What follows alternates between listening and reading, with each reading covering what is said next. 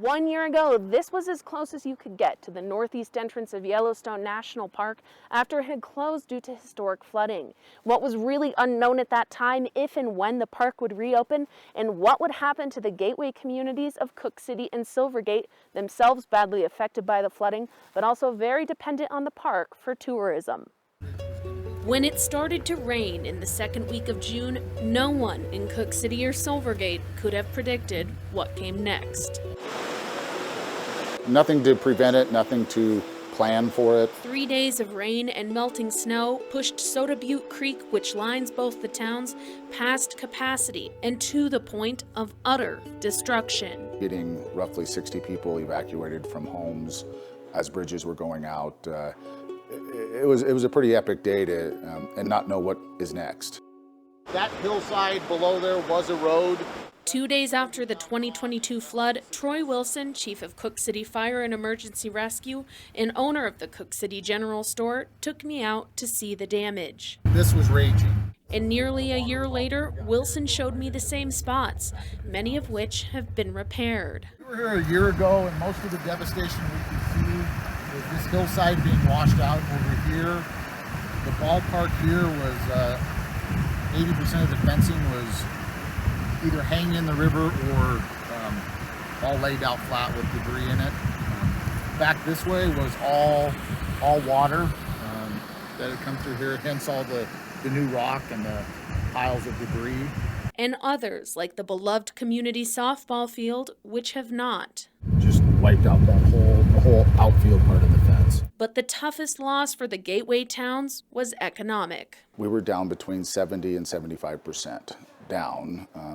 Dollar-wise, we were about $150,000 off of sales. It definitely was a heartbreaker as far as business goes. We like to say June 13th is when the world stopped spinning.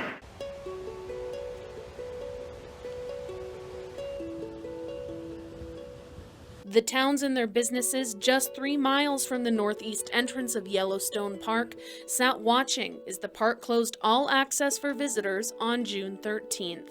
Roads to the iconic Lamar Valley were completely washed away. The northeast entrance finally reopened in mid-October, but the damage was done. It takes an event like that to realize that when you're a gateway community and the gate is closed, you're done. Already, summer tourism shows signs of being back, and these businesses are optimistic. We're surviving all right, and Cook City is a great place.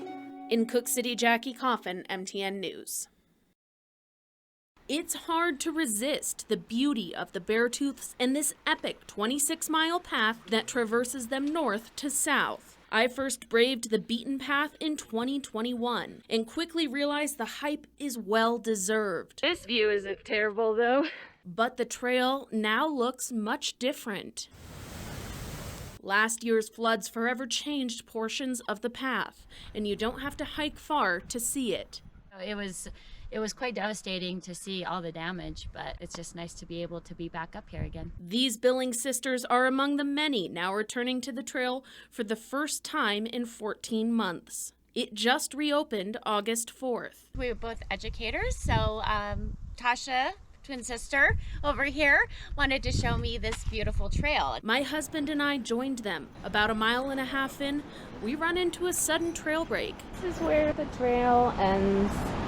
A traffic jam of hikers trying to figure out where to go. And in fact, we were ready for our little, our spot we go to every year that is overlooking the waterfall, but I don't know if it exists anymore. Trail crews from the Forest Service are building a new trail away from a boulder field that is now the only way to cross and continue to Elk Lake, the first of many lakes along the beaten path. Below Elk Lake, it should be completed by the end of August.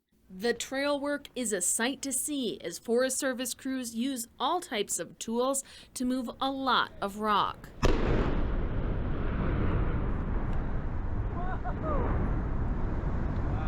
Fueled by huckleberries, we continue. Perhaps the biggest surprise just up the trail. I've wanted to come up here all summer. It's been my summer goal to check out what this lake looks like after the flood. Now, it's not much of a lake anymore.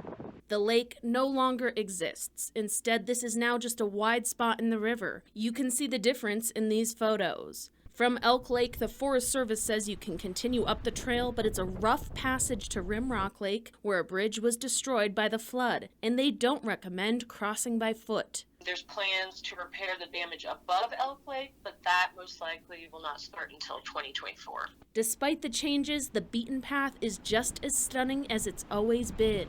The jewel of the Beartooths and a bucket list hike every Montanan should take. It's absolutely gorgeous. In East Rosebud, Jackie Coffin, MTN News. It was a year ago that I visited the Wilcox homestead here near Absaroka, and I was walking through this area in fishing waders in near chest-high waters. Coming back, I found out how the family and their livelihood is still being affected by that flood. I've been up every night for a week at 4 in the morning because it was 4 in the morning when I woke up hearing the roar of the river. 1 year can make a dramatic difference. The difference of a river, the difference of a road. For the Wilcox family, who run a multi-generational ranch and tourism business, it's the difference of a major disaster. You don't get over it. Dealing with silt, debris, and crumbling riverbanks, Wanda Wilcox says one of the most enduring and frustrating parts of rebuilding after the flood is trying to find help. The only help they had was an SBA. So I had to mortgage my house so we could get the SBA loan to get the money. Wilcox's experience is similar to others living in the aftermath of the flood, bouncing between government and private agencies trying to figure out aid for damaged and destroyed property, only to find dead-end roads and debt. A year later, we're still in the same boat. We did get some funding, but yet you have to come up with the money to have the government funding. And the cost of the flood has been huge. I think that pain is quite real.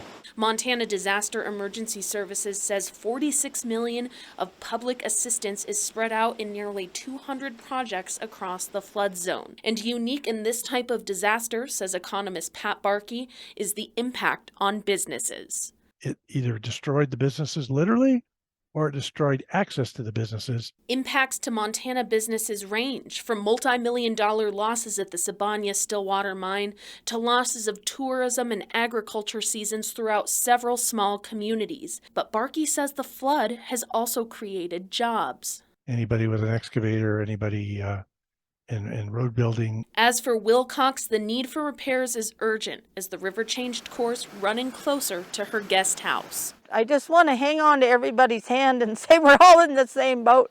We'll get through this together one way or another, but it's difficult figuring out how to get through it because we don't know. Near Absaroka, Jackie Coffin, MTN News.